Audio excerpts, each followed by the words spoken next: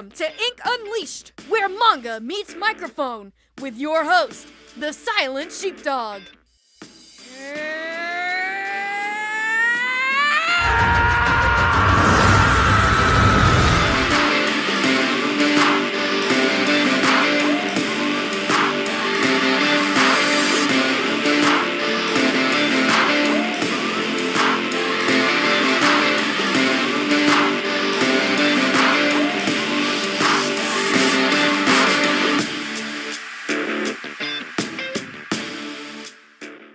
Hello and good day to you, my friend. My name is the Silent Sheepdog, manga author, illustrator, YouTuber, voice actor, and business owner, but you can call me Sheepdog.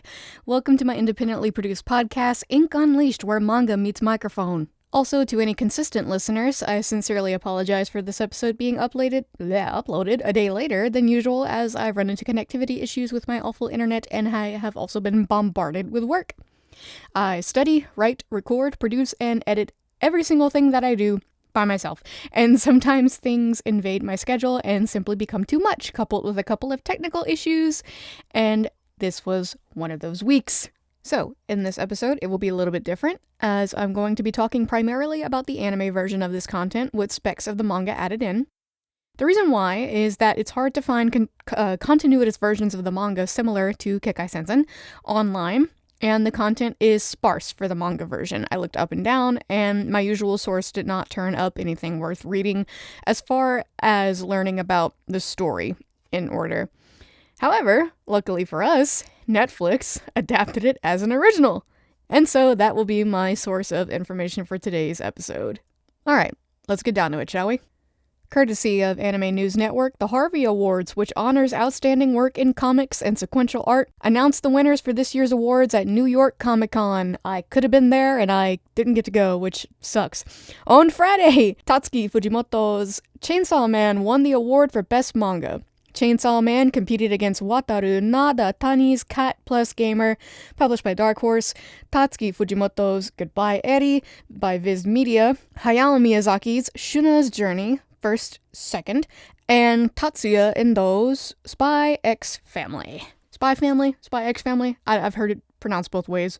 Courtesy of Crunchyroll News, announced during Crunchyroll's industry panel at this year's New York Comic-Con Kaiju No. 8, based on the Shonen Jump Plus manga of the same name from Naoya Matsumoto, will stream on Crunchyroll upon its premiere in April 2024. Also from Crunchyroll News, as revealed during New York Comic-Con this weekend, a lot of reveals this weekend at Comic-Con. Kind of sad I missed it. Akira Toriyama's Dragon Ball series is getting ready to return to the screen. This time around, it's the form of an all-new series called Dragon Ball Daima, which is currently eyeing a fall 2024 premiere. The timing is perfect to celebrate the 40th anniversary of the original manga. Ooh, this one's exciting. Jujutsu Kaisen oh my goodness, testing my voiceover skills today. Jujutsu Kaisen Cursed Clash game reveals release date for consoles and PC.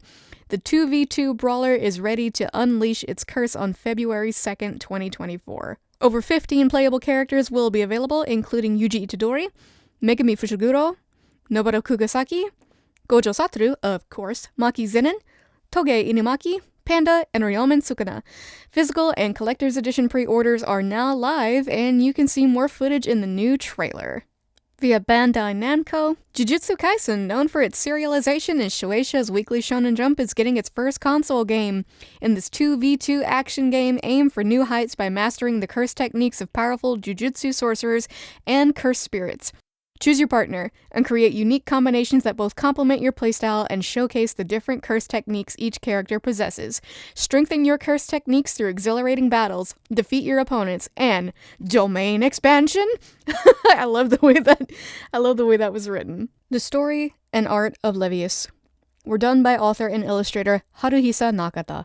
I hate to say this, but this may be the shortest about the creator section so far, as I could not find any information about this creator. There is no biography that I've been able to find like the other authors and illustrators that I've featured so far, and that saddens me, because the art of this manga is stunning. Like, oh my god, it is stunning. And the story is wonderful. Why are they so obscure?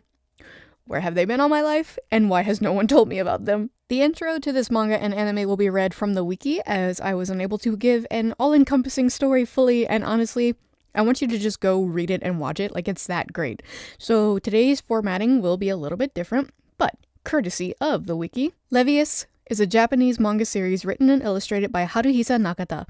The series was published in Shogakukan's monthly Ikki from December 2012 to September 2014, when the manga ceased publication. Shogakukan, why is that so hard for me to say, compiled its chapters into 3 tankobon volumes. A sequel, titled Levius EST, was serialized in Shueisha's Ultra Jump from April 2015 to June 2021. The manga and its sequel are licensed in North America by Viz Media. A 12-episode original net animation ONA adaptation produced by Polygon Pictures premiered on Netflix in November 2019. In the 19th century, Imperial City is heavily damaged in a war. A new sport known as metal boxing, which combines the elements of boxing with robotic elements, is developed 5 years later. Levius Cromwell, who lost his father during the war, begins to emerge as a young fighter and begins training under his uncle, Zach Cromwell, after losing his consciousness. Levius works up the boxing ranks until he finally reaches his goal, which is an opportunity to challenge for the promotion to Grade 1, which is the highest rank any boxer could achieve. Levius was required to defeat Hugo Stratus to achieve that rank, but Hugo was unexpectedly defeated by a mysterious boxer named A.J. Langdon. The dignity of human beings and the future of the Imperial City are in the hands of an ongoing battle between Levius and his opponents. That was also courtesy of the wiki. Episode 1. So my first thoughts. This anime and the movement of the animation and the bodies is hypnotically good. The way they animate the fights is gorgeous, and the forms of the characters are visually appealing as well. I'm not a huge fan of purely CGI anime. I don't think I saw a single hand-drawn frame, but it's not as bad as some others. It's not Berserk 2016, so that's good. It's still enjoyable, and it actually looks really nice. The lighting of the first scene is what really captured me. Like, the lights behind Levius in the ring, and his silhouette against him, like, it actually took my breath away. It was so gorgeous. So, watching this show only 13 minutes into the first episode kind of gave me an emotional flashback to my time watching Claymore as a teenager for the first time. I don't know how to explain it. Other than that, it feels like that quiet solitude that I was always familiar with. I spent a lot of my teen years alone, either watching anime or playing video games, so not much has changed. In the peace of the dusk, with the soundtrack and the energy of the anime seeping into my being, and the animation, the colors, the unfamiliarity, but the curiosity of this new world being presented to me, opening my heart to a wonderful feeling of like hope and desire to know more about this world. It was such a lovely feeling back then, and a lovely one to remember in such a time as this amongst chaos and horror in our real world. I'm a huge fan of the biomechanical body parts and the aspects of the world and designs. You'll see a lot of that stuff in my personal character designs. I'm heavily inspired by stuff like Trigun, Fullmetal Alchemist, and other types of biomechanical inspired media. I don't know why, I just think it's like the coolest thing, and as complicated as it is to draw, I just absolutely love the character designs that stem from it. This anime really captured the beauty of like technique and power in fighting. Many people are surprised when I tell them, but I shortly dipped my toes into Muay Thai, and I enjoyed it immensely for what I was able to experience. Ever since then, I developed a new appreciation for the art of fighting, and I only had to quit because I didn't have the money to continue. If I had, I would have most definitely continued it. It gave me a type of fulfillment that I hadn't felt before. And so I understand the exhilaration of watching two powerful people, men or women, who've trained with a discipline and a passion to win and overcome, go at it. And the impact of the punches and the kicks, like they hit. The weight is really nicely exemplified in the animation, and the choreography of the fights is great. The credits showcase the original drawings from the manga, and oh my god, they look so gorgeous on an HD big screen. Episode 2. Some of the writing, animation, music, and voice acting seriously reminded me of like Final Fantasy for some reason, which I really enjoy. I've always loved the unique vibe of Final Fantasy. I've only ever gotten to play the 10th and the 15th, but I love them. And I really like the vibe of them. I believe I saw one of the movies as well, but I'm not sure if like cinematography is the correct term for like animation, but the composition and like the cinematography for what I can speak of is just so damn beautiful. Like I've actually nearly shed tears because of this show already. The timing, the music, the lighting, the colors, they're all so emotionally driven and dramatic. Watching Levius learn how to fight in the montage of him and his uncle bonding over his growing fire for the art of combat was really heartwarming as well. Again, to the point of fully CGI, the team who animated this did a great job with making the expressions and the movements, for the most part, look natural. Usually during, like, the slower moments, you can kind of see how robotic it can be. But, I mean, like, all the fights and everything and, like, the really exaggerated movement looked great. The uncle in particular, Uncle Zach, he's a very animated character. Like he has an animated personality, and they showcased his bouncy upbeatness in such a lovely way that felt really human and natural. He was one of my favorite characters to watch, like in the downtime, aside from Levius's fighting. Levius and a female prodigy fighter go toe-to-toe in this episode, and that was actually refreshing for me. I love seeing the female fighters, but watching opposite sexes go against each other based on skill is actually great. I love the idea of putting aside the gender stereotypes and like even the gender classes, because the two were the same height, same skill level, and I'd estimate about the same weight, so watching them fight was really cool. And Levius did not hold his punches against her either, so it was pretty funny. Episode 3. Not much to say about this episode, as it was mostly exposition leading up to a serious fight. Episode 4. This episode was creative in the ring, and the emotions ran really high. I started to love what they had done so far in this episode. Like, the quality of the animation and the consistency is admirable. The story and the fights are enrapturing to watch. And I've stopped around episode 7 due to time constraints, so that I would have time to actually write the script for this episode and record with the majority of the story and the first impressions under my belt, because like I said, this has been a very tough week, so I had to cut it off there. So that was my encompassment of the Netflix anime, but now let's talk about what I've read of the manga a bit. I read the first 63 pages that were available on the app I peruse when I need to read any manga. The entire reason that this caught my attention in the first place was the glance I caught of the cover art on Viz or Shonen Jump's website when I was finishing up my reading of Kagurabachi. The art in this manga is so incredibly complex and beautiful, I can't even describe it. Like, please go and read it so you see for yourself. Like, the art is unlike any other manga I've ever read. Genuinely, my only gripe with the manga was the pacing of the panels and the events. This one was also left to right, surprisingly. And I didn't see a disclaimer saying that it was a left to right manga. I obviously assumed that right to left, because that's how most manga are read, but it's okay. Actually, I kind of liked it. I like the fact that it was, written and illustrated that way. The anime was not chronological, as most adaptations aren't.